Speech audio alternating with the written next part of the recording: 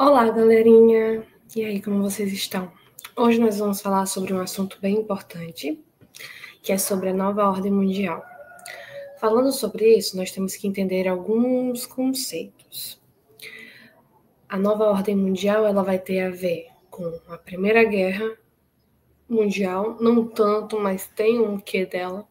Vai ter muito a ver com a Segunda Guerra Mundial, porque a partir de lá vai ter um mundo bipolar, os Estados Unidos e a União Soviética no centro. E depois da Segunda Guerra Mundial, a Guerra Fria e os tempos atuais. Então, hoje nós vivemos num mundo multipolar. Então, não estamos mais sobre a influência apenas de Estados Unidos e União Soviética, até porque a União Soviética não existe mais, ela foi dissolvida em 1991.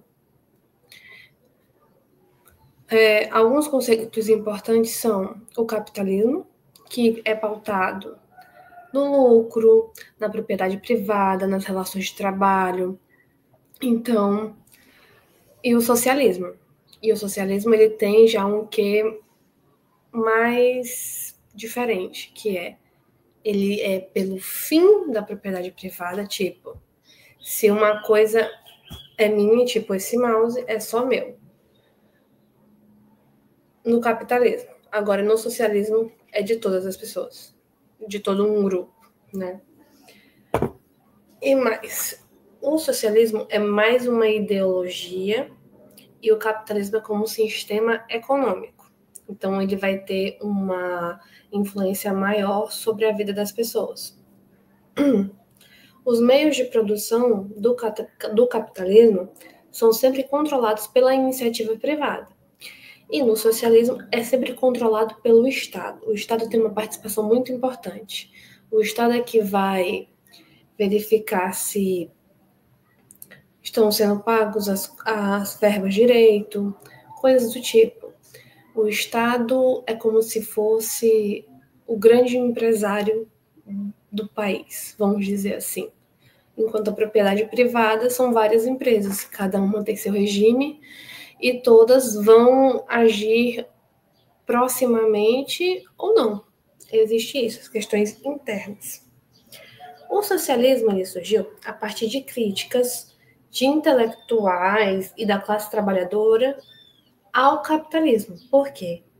Nessa época, pós grandes navegações, pós revolução industrial, os trabalhadores viviam jornadas de trabalho enormes, mais de 18 horas por dia e salários menores do que era o devido, também locais de trabalho insalubres, periculosos, ou seja, perigosos, que não tinham a mínima higiene e por aí vai. Passando do contexto da Guerra Fria, a gente vai ter Estados Unidos do lado capitalista e União das Repúblicas Socialistas Soviéticas do lado socialista. Chama Guerra Fria este período porque não houve um embate direto entre a União Soviética foi e bombardeou os Estados Unidos. Não foi assim. Eles tiveram influência em outros conflitos, como a Guerra da Coreia, a Guerra do Vietnã, a Guerra do Afeganistão. Todos eles, um lado era apoiado pelos Estados Unidos, o outro pela União Soviética.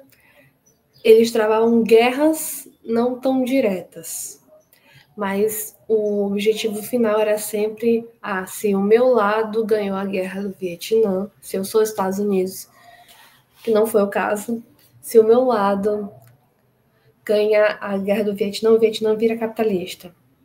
Ou não foi o caso, quem ganhou foi o lado da União Soviética. E na Coreia, a República da Coreia e a Coreia do Norte, que no caso é a República Popular da Coreia do Norte, se não me engano.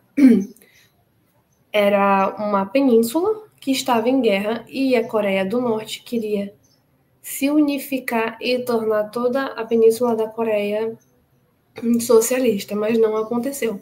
Hoje são dois países diferentes, divididos apenas por uma zona desmilitarizada bem no meio deles, em que vamos dizer assim, nenhuma pessoa da Coreia do Norte pode passar para a Coreia do Sul e vice-versa aquela área, aquele paralelo, que chama paralelo 38. Então, tudo tem o papel dos Estados Unidos e da União Soviética junto. Então, a gente teve, após a Guerra Fria, um mundo bipolar.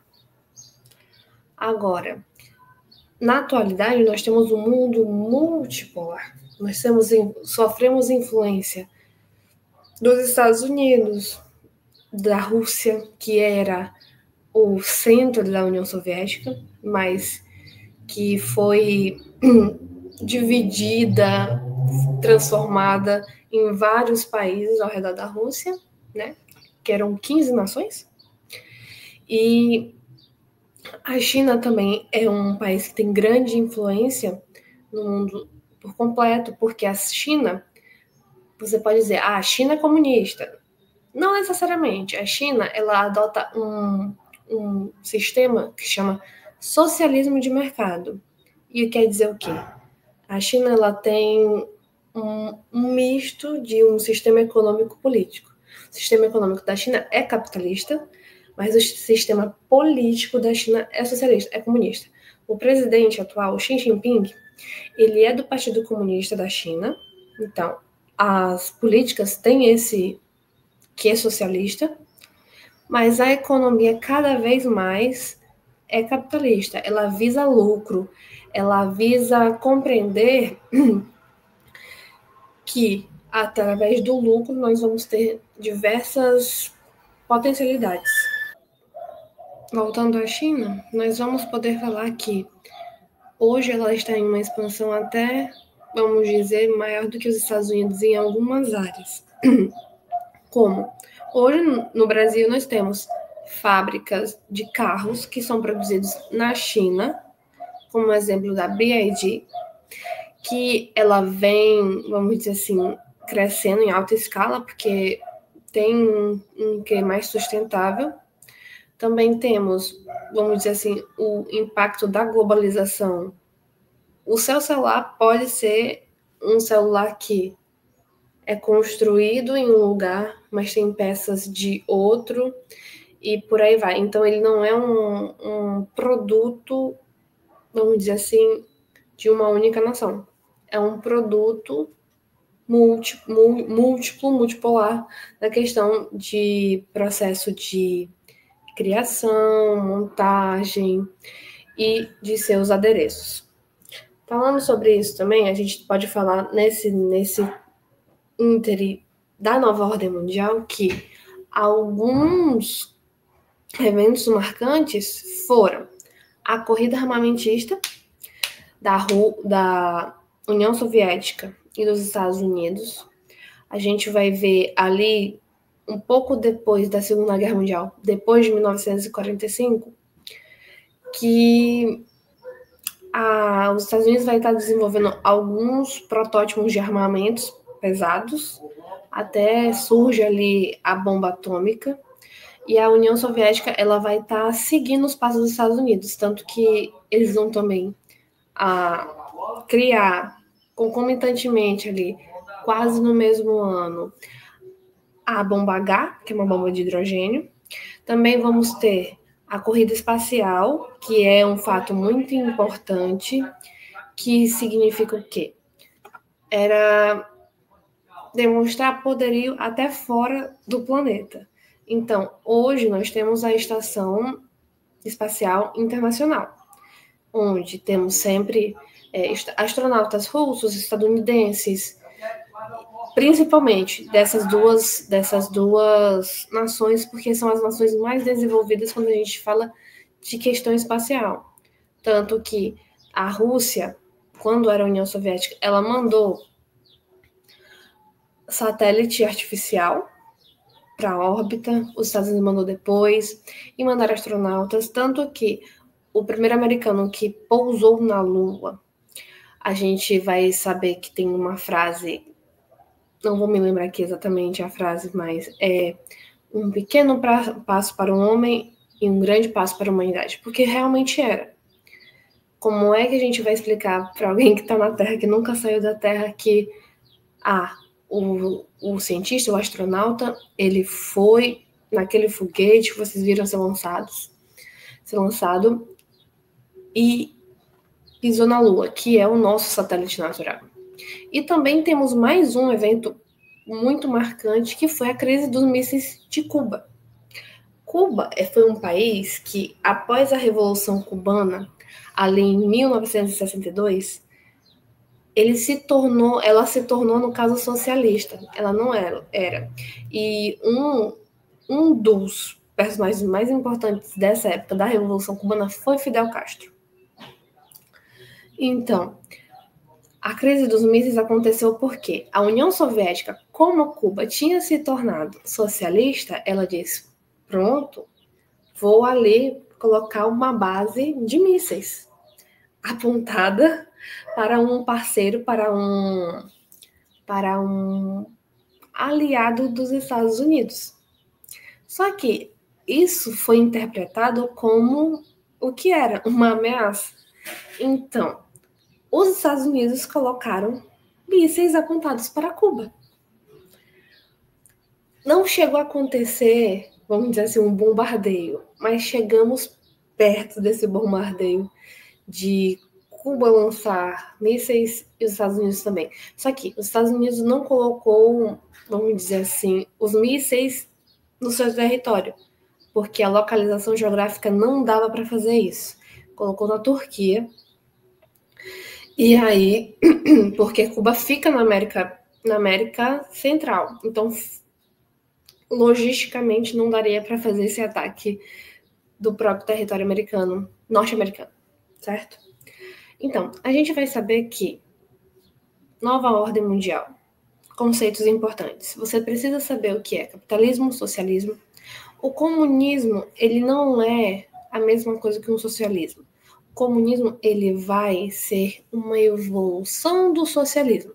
Seria quando se atingisse um grau de equidade máximo. Não haveria Estado para controlar a riqueza, não existiria, vamos dizer assim, a necessidade de um órgão, de uma entidade fazer esse controle. Seria um mundo ideal, vamos dizer assim. Mas não houve nenhum país que chegasse a essa evolução do socialismo, que seria o comunismo, certo? Então, é isso. Então, sempre que nós vamos falar sobre nova ordem mundial, o contexto histórico é pós-Segunda Guerra Mundial, Guerra Fria. A gente pode falar que hoje vivemos um mundo multipolar, mais de duas superpotências estão influenciando direto ou indiretamente nossas vidas diárias. O mundo já foi bipolar, logo após a Segunda Guerra, que foi quando os Estados Unidos e a União Soviética, que antes eram aliados, se tornaram rivais, se tornaram, vamos dizer assim, inimigos. E vão haver alguns outros eventos importantes, que são a corrida armamentista, a corrida espacial, a crise dos mísseis, as participações nas guerras da Coreia, na guerra do Vietnã, no Afeganistão. Então, nós podemos ver que tudo que acontece, aconteceu nos Estados Unidos, aconteceu na China, aconteceu na Rússia, não tem ligação com o que a gente vive aqui no Brasil? Tem, tudo tem. Para vocês terem uma ideia, a guerra na Ucrânia, que é mais como uma invasão da Rússia pela Ucrânia, para querer reaver o território que foi dividido após a dissolução da União Soviética,